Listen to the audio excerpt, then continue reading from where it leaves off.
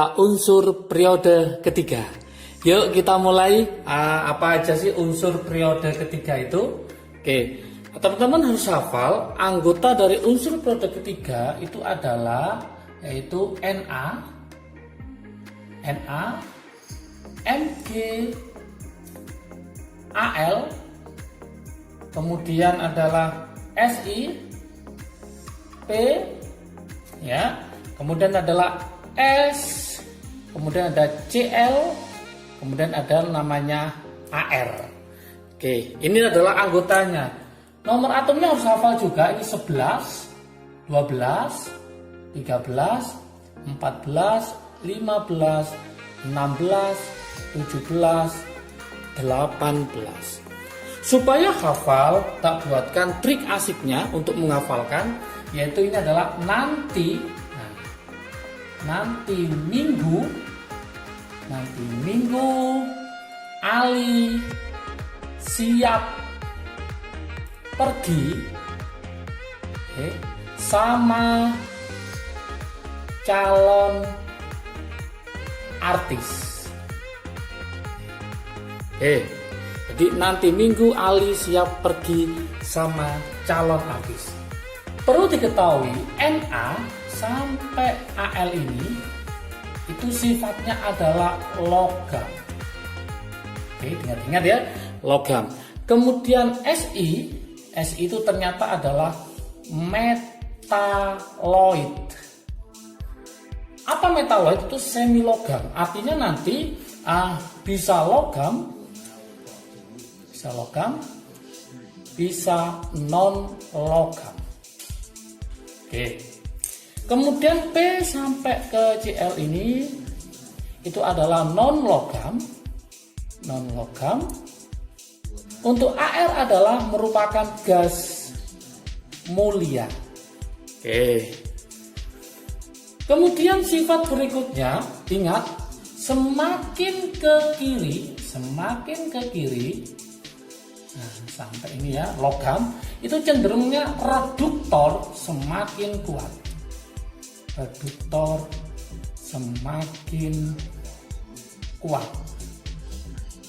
Kemudian semakin ke kanan, ya, ini sampai Cl ya, Kenapa sampai Cl? Karena Ar tidak punya oksidasi, tidak punya reduksi, karena dia gas mulia.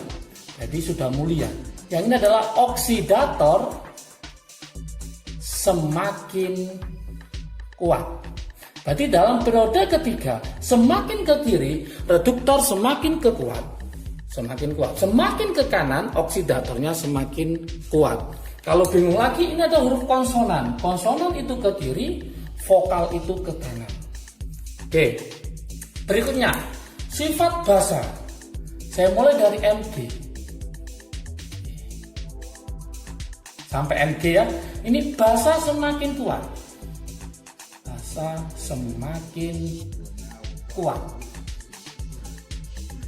Ternyata untuk Al dia bukan basa, tapi Al itu sifatnya adalah amfoter. Apa amfoter? Artinya apa? Dia bisa bersifat asam, bisa bersifat basa.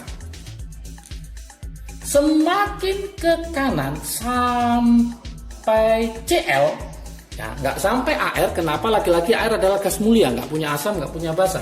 Maka ini asam yang ada oksigen semakin kuat asamnya. Perlu diketahui teman-teman semua, kalau jadi basa Na berarti NaOH, Mg berarti MgOH 2 kali. Nah ini golongan 1A, ini golongan 2A. Sudah saya bahas golongan 1A, 2A di video sebelumnya. Nanti saya kasih link di bawahnya ya, bahwa golongan 1A basanya lebih kuat daripada golongan 2A.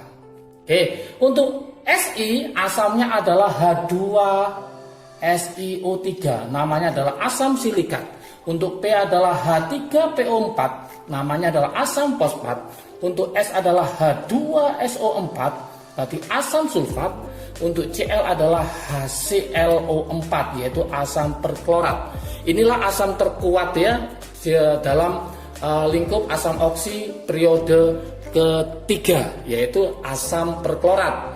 Yang ini tadi apa? Asam sulfat, ini asam fosfat, ini adalah asam silikat. Oke. Kemudian kita ke titik didih. Titik didih dari Na menuju ke Al, dari Na menuju Al, itu titik didihnya semakin besar. Titik didih semakin besar. Kenapa semakin besar? Itu berhubungan dengan muatannya, yaitu Na itu Na+, Mg itu 2+, Al itu adalah 3+. Jadi nanti semakin besar ikatannya, semakin besar muatannya, maka ikatan logamnya akan semakin kuat juga. Nah, berarti semakin besar muatan, maka ikatan logam semakin kuat. Kalau ikatan logam semakin kuat, maka jangan salahkan titik didih atau titik cairnya semakin besar. Maka untuk logam NaMgAl, maka yang paling besar adalah miliknya Al. Untuk Si ini ya, Si ternyata dari semua unsur periode ketiga, dia adalah titik didihnya yang paling tinggi sendiri. Titik didih atau titik lelehnya paling tinggi. Kenapa dia paling tinggi? Ternyata dia bisa membentuk yang namanya adalah struktur kristal, struktur kristal kovalen raksasa.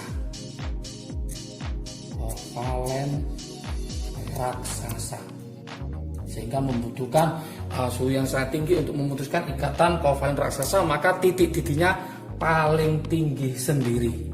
Oke, untuk P, S dan Cl ya, untuk P, S dan Cl, kasih warna biru ya. Untuk P, S, Cl, maka titik didihnya ini bergantung pada MR-nya. Kenapa pada MR-nya? Karena dia non polar, maka gara-gara ada namanya gaya van der Waals. Nah, gaya van der Waals. Untuk P itu adalah P4, S itu adalah S8, Cl itu adalah Cl2. Maka kesimpulannya yang paling tinggi adalah S8, kemudian P4, baru Cl2. Kenapa? Karena MR-nya S8 itu lebih banyak daripada P4 maupun Cl2. Yang paling rendah itu adalah Ar. Ar atau argon dalam periode ketiga dia adalah titik didih paling rendah. Titik didih paling rendah. Kenapa paling rendah? Karena dia merupakan gas atau gas monoatomic, ya. Jadi merupakan gas monoatomik. Mono itu berapa? 1. Berarti dia hanya monoatomik, sehingga dia paling rendah. Untuk yang Cl ini, ini merupakan molekul diatomik. Molekul diatomik. Oke, molekul diatomik. Untuk yang P sama S, nah, ini merupakan molekul poliatomik. Oke. Untuk yang NaMgAl ini, dia merupakan kristal logam.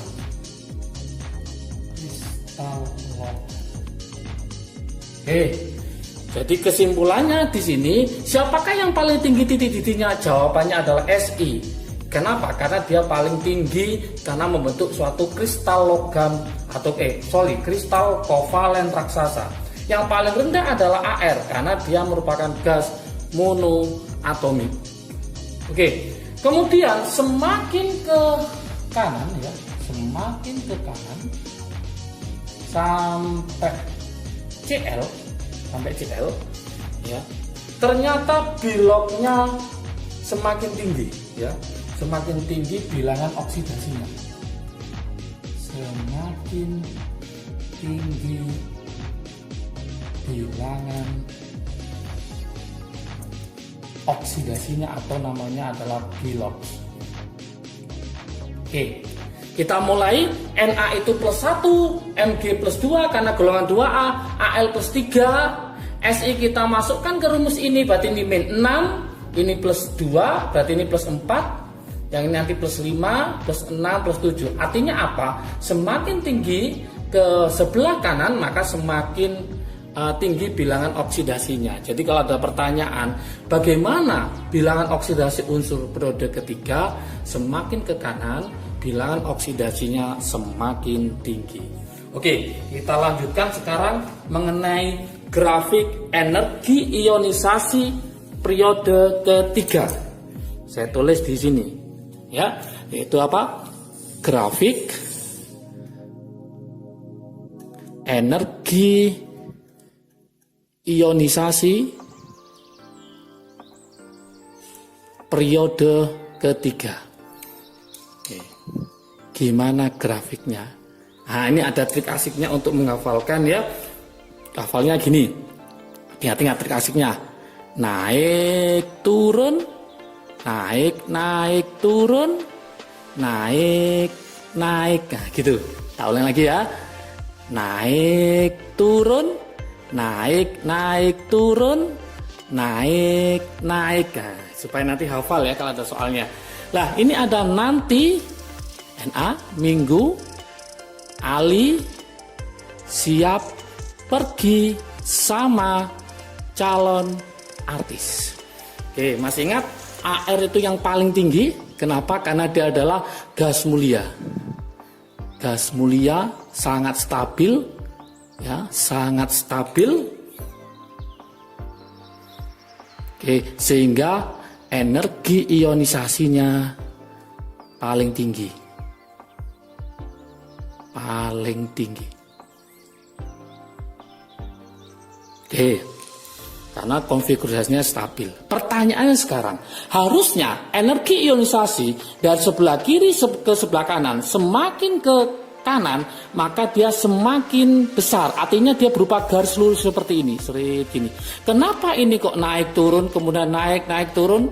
Nah, ini ada apa? Mg dengan Al. Harusnya Mg itu lebih kecil. Kenapa kok ini lebih besar? Yuk kita mulai. Pertanyaannya, misalnya ada pertanyaan, kenapa energi ionisasi Mg lebih besar daripada Al? Misalkan ada pertanyaan gitu. Yuk kita jelaskan. Ini kenapa? Ya. Perlu diingat bahwa Mg itu nomor atomnya adalah 12, kalau Al itu adalah 13. Oke. Berarti Mg 12 itu mendekati Ne berapa? 10, masih ingat? Berarti ini 3S2. Yang ini juga mendekati 10. Nah, berarti ini 3S2, 3P1. Oke, masih ingat? Ini adalah satu orbital. Ini adalah satu orbital. Ini ditambah 3 orbital karena P. Yang ini satunya ke atas, satunya ke bawah. Ini ke atas, ke bawah, ini satu. Ingat, ternyata ini penuh. Penuh, berpasangan. Karena penuh maka dia lebih stabil daripada yang Al. Maka jangan salahkan, karena dia penuh dan stabil, maka energi ionisasinya lebih besar. Nah, sehingga energi ionisasinya Mg lebih besar daripada si Al. Mungkin ada pertanyaan lagi, kenapa? Kenapa energi ionisasi P itu lebih besar daripada S, misalkan gitu. Oke, Kenapa? Kita coba kita buatkan, yaitu P itu adalah 15, S itu ternyata adalah 16 nomor atomnya. Dia mendekati siapa? Sama mendekati Na, ini juga Na, ya. Ini berarti 3S2, 3P3. Ini 10 ya, ini 10. Berarti ini 3S2, 3P4. Kalau kita buatkan di sini, maka ini adalah satu kotak, yang ini adalah 3 kotak. Yang ini penuh, ini 1, 2, 3. Nah, yang ini satu kotak penuh, yang ini adalah 1, 2, 3, 4. Ada yang setengah, ada yang penuh. Karena yang ini adalah penuh dan setengah penuh, ada yang penuh dan setengah penuh, maka sama, ya, lebih stabil.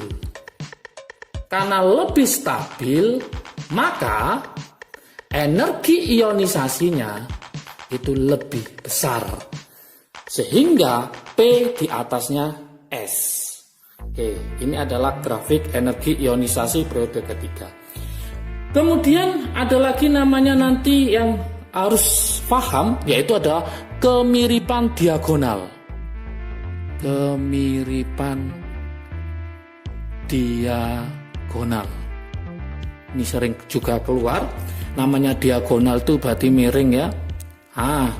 Siapa aja yang mirip? Nah, saya buatkan LINA. Kemudian ada BE sama MG. Ya, BAL. Kemudian CSI. Karena diagonal maka kita LI sama MG. Nah, ini mirip sifatnya. B sama AL ini juga mirip. Kemudian B sama SI ini juga mirip. Nah, miripnya dalam hal apa? Nah, yang pertama saya tulis di sini.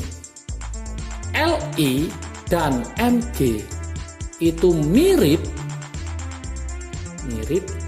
jika dibakar di udara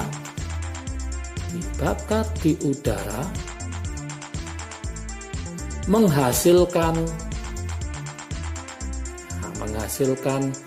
senyawa oksida dan nitrida. Oke, jadi Li dibakar di udara menghasilkan senyawa oksida dan nitrida. Nah, contohnya apalah? Li dibakar,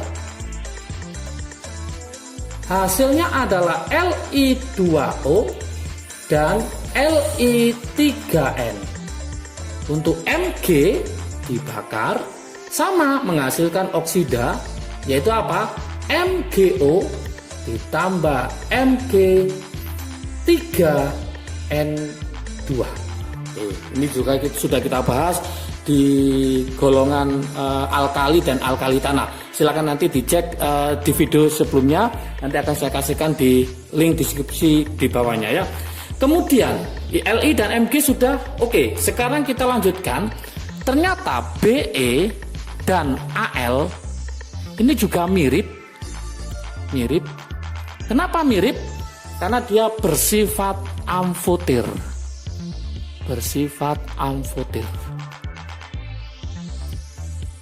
Oke, apa amfoter itu? Masih ingat? Yaitu nanti bisa asam, bisa bersifat basa. Contoh ya, misalkan saya punya BeOH 2 kali, ini kan basa, berubah menjadi asam, jadi apa? H2BeO2. Awalnya basa bisa jadi asam. Al juga sama, AlOH 3 kali itu adalah basa, berubah menjadi asam, yaitu H3AlO3. Tapi ini nggak stabil, dia harus berubah lagi menjadi apa? Dengan melepas, yaitu H2O, maka berubah menjadi HAlO2. Maka inilah yang lebih stabil. Berarti dia bisa basa, bisa asam, bisa basa, bisa asam. Itulah yang disebut dengan amfoter. Oke. Berikutnya, setelah kita tahu antara Bi dan Al, Li dan Mg, tinggal satu, yaitu kemiripan diagonal, yaitu adalah B dan Si, silikon. Dia mirip kenapa? Mirip karena merupakan metaloid. Apa metaloid? Itu bahasa gaulnya adalah semi logam. Artinya dia bisa logam, bisa non logam.